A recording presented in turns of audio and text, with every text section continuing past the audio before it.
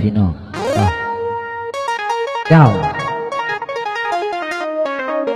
จากทีมงาน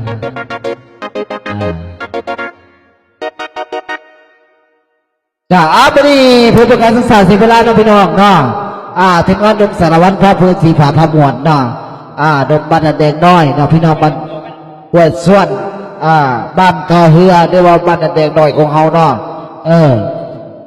น้ำหนักประทางหัวหน้าอาจารย์เมื่อคีย์บอร์ดสารวัตรเนาะสั่งความสุขความมั่นคงพี่น้องเนาะเพราะว่าพี่น้องคนขวามาในจังหวะป่าบูคับนะพี่น้องตัวคนใครต้องการจากโหลดตัวเสียงสดอัดใส่จะทุบตัว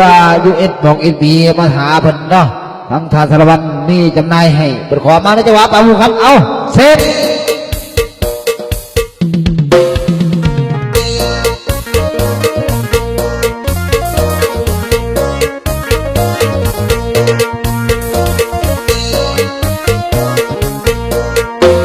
ลมหนา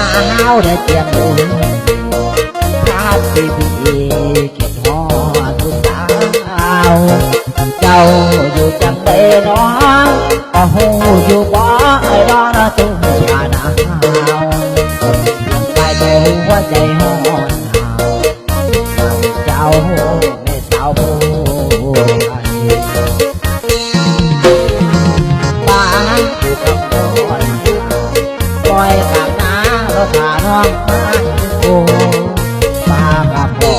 จะสูดใส่ดูป้าบุกคำเลยโอ้ดอกน้ำตา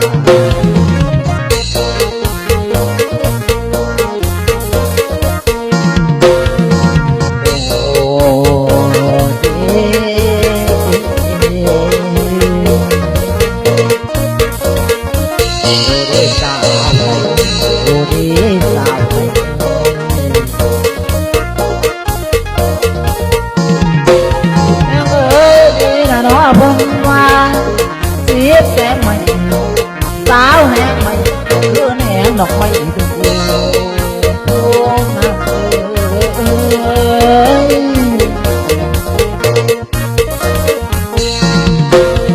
ไปเอ้ยคนว่าสิบนอกแกนถูกคนว่าสาวนอกแกนถูกว่าปานไม่ว่าแกนจัง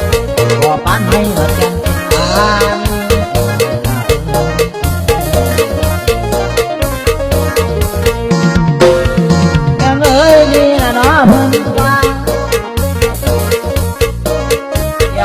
เขามาสิบอกหาเกี่ยวโอ้งาม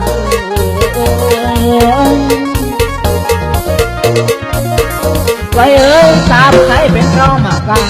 แก้มยางไว้เล่แก้มยางไว้เล่เอาเด็ก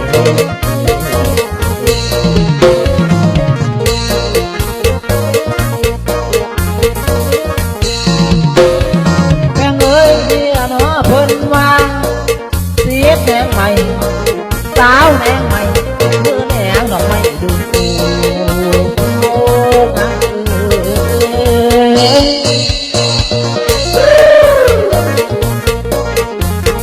ไปเอ้ยเพิ่งมาสิบล้อแกงถูกเพิ่งมาสาวล้อแกงก็ปันไม่หมดแกงจังก็ปันไม่หมดแกงจัง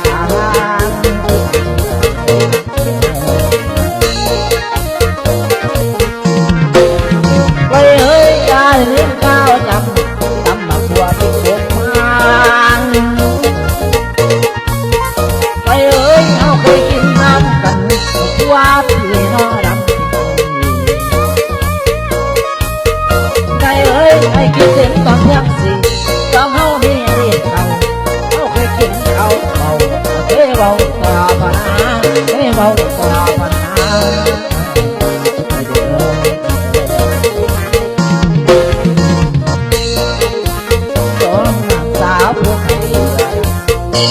งามแสนงามงามน้องเป็นไม่เห็น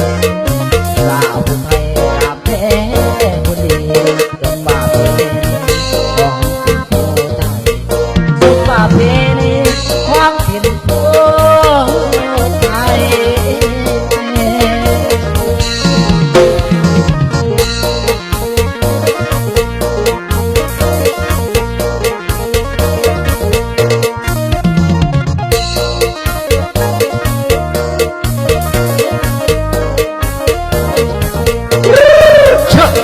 ของขโมยคนใจอะไรเจ้าของหลอกมัน